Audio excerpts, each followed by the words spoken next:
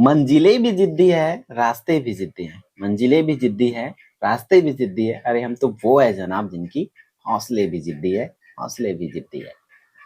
Hello everyone, I hope आप सभी लोग बहुत अच्छे होंगे। उतनी बेहतर तरीके से आप सभी लोगों की पढ़ाई चल रही होगी। तो इस वीडियो में भैया हम क्या देखने वाले हैं, आपकी कक्षा 11वीं विषय हिंदी की सैंपल क्वेश्चन पेपर, जिसके पूर्णांक जो है बच्चों 80 मार्क्स का है। ठीक है, आपको यहाँ पर पैटर्न समझना पड़ेगा। 10 तक की हमारी स्ट्रेटेजीज अलग होती थी बच्चों हिंदी पढ़ने की, बट यहाँ पर हमें सबसे ज्यादा मेन चीज है जो काम करने, चैप्टर्स तो सब करेंगे, जो राइटिंग पोर्शन है वो चीजें समझना पड़ेगा कि हम उस पर कैसे लिखेंगे। तो ये चीजें समझ जाओ। स्टार्टिंग में पैटर्न मेन है, तब जाके तब कहीं सही ढंग से सटीक तरीके से जो है स्मार्ट स्टडी जो बोलते हैं ना वो कर पाओगे। देखो क्या बोला जा रहा है, प्रश्न पत्र को 3 खंडों में, मतलब यहाँ पर पहले हमारा ऐसा खंडबंद वाला कोई स्टोरी नहीं होती थी, बट 11th में खंड हिंदी में, इंग्लिश में भी आपने देख रखे थे, हिंदी में भी इस तरीके से क ख व ग में विभक्त कर दिया जाएगा आपका खंड को। फिर खंड क में सिर्फ 2 ही प्रश्न है, लेकिन 16 अंक निर्धारित है भाई, है ना, 16 अंक है। उसी तरह खंड ख में 5 प्रश्न है और जिसके 4 प्रश्नों में विकल्प दिए गए। इस खंड में कुल 20 अंक निर्धारित है। उसी तरीके से खंड ग को भी 2 भाग में बांट दिया गया है, आरोह और वितान भाग में। तो आरोह भाग में भैया आपका 32 नंबर के आई है ना, और वितान भाग में कतका नंबर का है, 12 नंबर के आई। क्लियर क्या यहाँ तक बच्चों? फिर अपन आगे बढ़ते हैं, इधर क को देख लेते। खंड क में 2 क्वेश्चन होगा बोला जाएगा, तो क्या होगा एक्चुअल देखो, अपठित गद्यांश को ध्यान पूर्वक पढ़कर इस पर आधारित प्रश्नों को उत्तर देना है। तो भाई अपठित गद्यांश की तो प्रिपरेशन आपको करना नहीं होता है ना, आप सीधा डायरेक्ट सबके लिए नए नए होते हैं। बस आपको क्या करना है, आपके पास कुछ परीक्षा बोर्ड वगैरह होगा 11th क्लास की, या कुछ भी स्टडी मटेरियल होगी एग्जाम ओरिएंटेड, तो वो आप सॉर्ट आउट कर सकते हो, वहां से डिल आउट कर सकते हो। बट नहीं होगा तो निश्चिंत रहो भाई, क्योंकि क्या आएगा अपठित गद्यांश में किसी को पता नहीं है ना। इसलिए इसको एक दिमाग में रखो कि मुझे ये अपठित गद्यांश पढ़ना है और जो भी क्वेश्चन मेरे से पूछा जाएगा मुझे उसकी आंसर जो है देना है। तो इस तरीके से अपठित गद्यांश आपको ले लेना है। और आप एक चीज और बता दो बच्चों, ये जो क्वेश्चन पेपर आप लोग देख पा रहे हो वो हो चुके हैं, मतलब एक जिले में पेपर हो गया है, वहां का लिया है, क्योंकि टाइम की कमी है बहुत ज्यादा, आप लोगों को पता है ना, हमारी दिन भर की क्लासेस होती है, उसके बाद ये वीडियोस वगैरह पीडीएफ टाइप करना, रिकॉर्डिंग करना, एडिटिंग करना, अपलोडिंग करना, ये सब चीजें होती है ना। तो आप लोग ध्यान से इन क्वेश्चन को करेंगे, क्योंकि जिला का पेपर है, मतलब कहीं ना कहीं ये बेस्ट पेपर है आप लोगों के लिए। तो और 11th क्लास तो बहुत से जिलों में स्कूल लेवल का एग्जाम हो रहा है, बहुत से जिलों में जिला लेवल का हो रहा है। स्कूल लेवल का हो रहा होगा तो आप लोग ध्यान रखेंगे, यहाँ पर जो चीजें बता रहा हूँ उसको जो टीचर्स पढ़ाए हैं, है ना, जो टीचर्स पढ़ाए हैं या एग्जाम से एक हफ्ता पहले पहले जो जो चीजें कराए हैं उसको आप लकीर मान के करो कि उसको करना है, मतलब करना है, वो एग्जाम में आ रही है आपका, तब जाके टीचर्स उस चीज का जिक्र कर रहे हैं, है ना। ठीक, फिर दूसरा, अपठित काव्यांश को पढ़कर इन प्रश्नों के इस तरीके से, एक तो गद्यांश था एक काव्यांश था, तो यहाँ पर भी ये प्रश्न उत्तर दिया रहेगा, 2-2 नंबर वाली 4 क्वेश्चन है भाई, इसको पढ़ लो अच्छे से और उसके बाद इसके आंसर्स देना है। ठीक है, तो ये 8 नंबर, इससे आपके दिमाग में आइडिया आ गया कि एक अपठित गद्यांश आएगा और एक पठित काव्यांश आएगा, जिसको पढ़ करके आपको आंसर देना होगा। क्लियर है क्या भैया इधर? ठीक है, तो क्लियर होगा तो भाई चैनल को सब्सक्राइब कर दो, है ना, क्योंकि सब्सक्राइब नहीं कर रहे हैं बहुत से बच्चे, भूल गए हैं, मतलब 10 करें, 10 के बाद अनसब्सक्राइब करके भाग गए हैं। खंड खापे देखो, खंड खापे क्या आना है आप लोगों का, निम्न में से किसी एक शीर्षक पर लगभग 200 शब्दों में निबंध लिखना है। तो विद्यार्थी जीवन में अनुशासन का महत्व, ये अनुशासन है जो कि बाई मिस्टेक जो है अनुशासन लिखा गया है। मोबाइल वरदान या अभिशाप पर, जीवन में खेलों का महत्व, वन रहेंगे तो हम रहेंगे, इस तरीके से ही टॉपिक आपको दिए जाएंगे, या आपके स्कूल में जो टॉपिक बताए होंगे, क्योंकि कुछ टीचर को अपनी खुद की टॉपिक या किस क्षेत्र में ले जाना चाहते हैं वो अच्छा लगता है ना, तो आपको जो बताए होंगे क्लास में उसके हिसाब से इसको रिप्लेस आउट कर देंगे। फिर आपको पत्र आएगा भाई, एक आवेदन पत्र आएगा। देखो क्या बोला जा रहा है, रायपुर नगर निगम के स्वास्थ्य अधिकारी को पत्र लिखना है जिसमें मोहल्ले की साफ सफाई करने की क्या हो, अनुरोध हो, है ना, मतलब साफ सफाई नहीं हुआ है भैया, आप आकर के साफ सफाई करवा दीजिए, इस तरीके से उस पर हम लिखेंगे।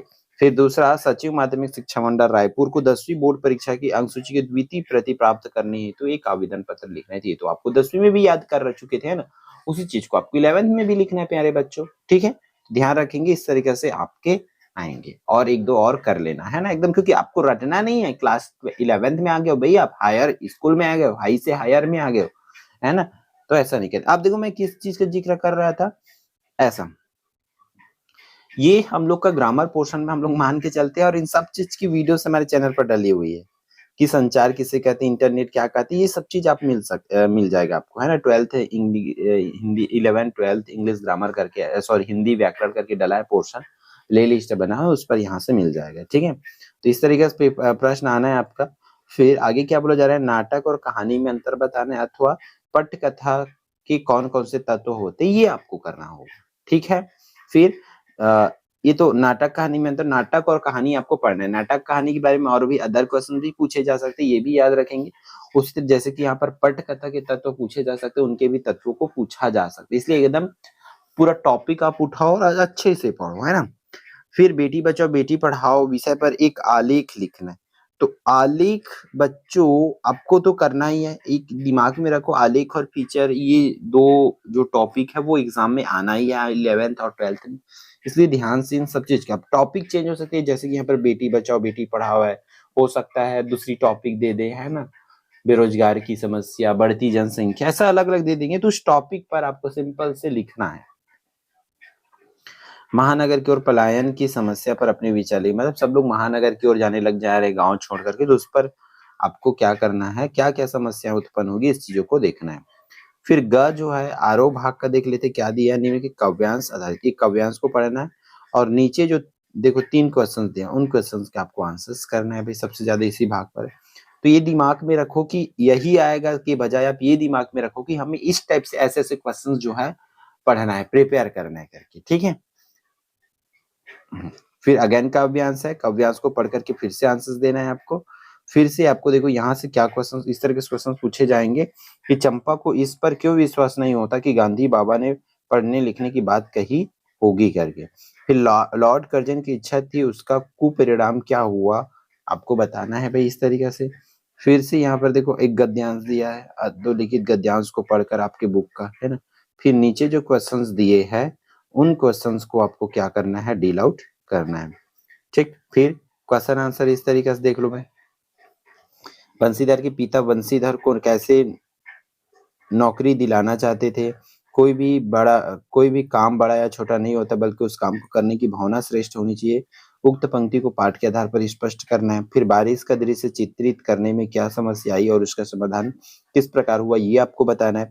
फिर शिव शंभू की 2 गायों की कहानी के माध्यम से लेखक क्या कहना चाहते हैं, उस पाठ के आधार पर। तो देखो पाठ को आप क्वेश्चन आंसर याद करने के बजाय ना, आप 11th 12th में हो, तो भैया एक चीज याद रखना आप लोग कि आपको पूरा डीप पढ़ना है, पूरे चैप्टर्स की स्टोरी को समझने की कोशिश करना है, उस स्टोरी में घुसने की कोशिश करना है कि भाई स्टोरी को पूरा फिल करो, आप मूवी की तरह याद रखो उसको दिमाग में कि हाँ भैया ये हुआ था, ये हुआ था, ऐसा ऐसा हुआ था, फिर ये हुआ, उसके बाद ये हुआ, फिर ऐसा हुआ, ये पूरी चीजें आपको डिटेल में याद होनी चाहिए।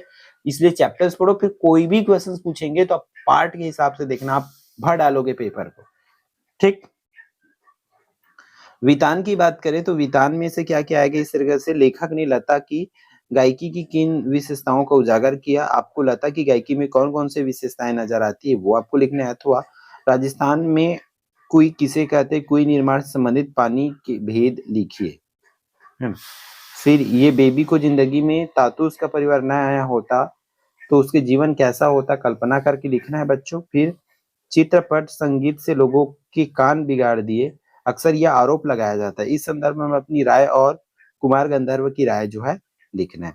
फिर आगे क्या बोल रहा है, चेजारों के साथ गांव समाज के व्यवहार में पहले की तुलना में आज क्या फर्क आया, पाठ के आधार पर बताना है। फिर बेबी के लिए तातु उसके हृदय में माया था, ये स्पष्ट करना है आपको, ठीक है।